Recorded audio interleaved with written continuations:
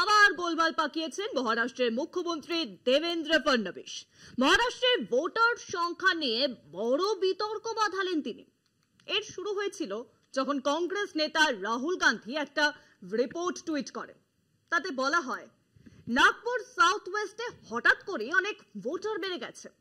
এর জবাবে মুখ্যমন্ত্রী দেবেন্দ্র ফডনবিস তিনি বলেন, এমন 25টি আসন আছে যেখানে 8% বেশি ভোটার বেড়েছে।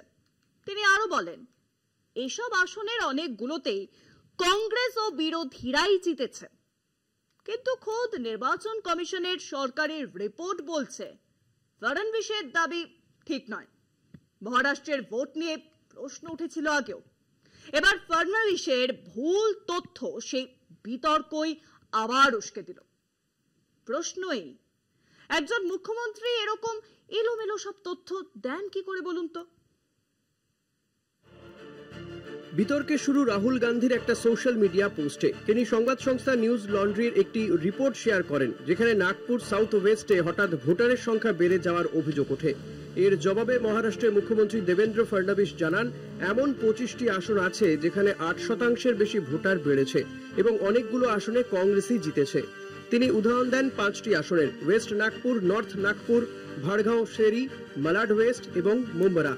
কিন্তু নির্বাচন কমিশনের সরকারি তথ্য বলছে ফডনবিসের বলা সংখ্যাগুলি বাস্তবে কম। মহারাষ্ট্রের মুখ্যমন্ত্রী দেবেন্দ্র ফডনবিস দাবি করেছিলেন, 2024 সালের লোকসভা ও বিধানসভা নির্বাচনের মধ্যে রাজ্যের অন্তত 25টি আসনে ভোটার সংখ্যা 8% বেশি বেড়েছে। তিনি বলেন, এসব আসনে অনেকটিতেই কংগ্রেস বা বিরোধীরা জিতেছে, কিন্তু নির্বাচন কমিশনের প্রকাশিত পরিসংখ্যান তাঁর বক্তব্যের সঙ্গে মেলেনি। উদাহরণস্বরূপ, ফডনবিস দাবি করেন মালাড ওয়েস্টে 11% ভোটার বেড়েছে, কিন্তু সরকারি তথ্য অনুযায়ী বৃদ্ধি মাত্র 6%। ভাড়গাঁও শেরিতে তার দাবি 10%, কিন্তু বাস্তব বৃদ্ধি 7.6%। অন্যান্য আসন মুম্বরা, ওয়েস্ট নাগপুর, নর্থ নাগপুর সব ক্ষেত্রেই তার বলা সংখ্যা বাস্তবের তুলনায় অতিরঞ্জিত। নিয়ম অনুযায়ী যেখানে 4%-এর বেশি নতুন ভোটার যুক্ত হয় বা 2%-এর বেশি বাদ পড়ে, সেখানে অতিরিক্ত যাচাই প্রয়োজন। নাগপুর সাউথ ওয়েস্টে সেই যাচাই হয়েছে কিনা তা নিয়ে সন্দেহ রয়েছে। অনেক পোলিং অফিসার জানান, যাচাই প্রক্রিয়া উপেক্ষিত হয়েছে। ফডনবিসের মতো একজন মুখ্যমন্ত্রী যখন ভুল তথ্য দেন, তা গণতান্ত্রিক প্রক্রিয়ার উপর আস্থা নষ্ট করে। তিনি কোথা থেকে এই 25টি আসনের তথ্য পেলেন সেটিও স্পষ্ট নয়। নির্বাচন কমিশন বলেছে তাদের কাছে সেই সব নির্দিষ্ট আসনের তথ্য নেই। ফডনবিসের বক্তব্য ভুল এবং বিভ্রান্তি সৃষ্টিকারী।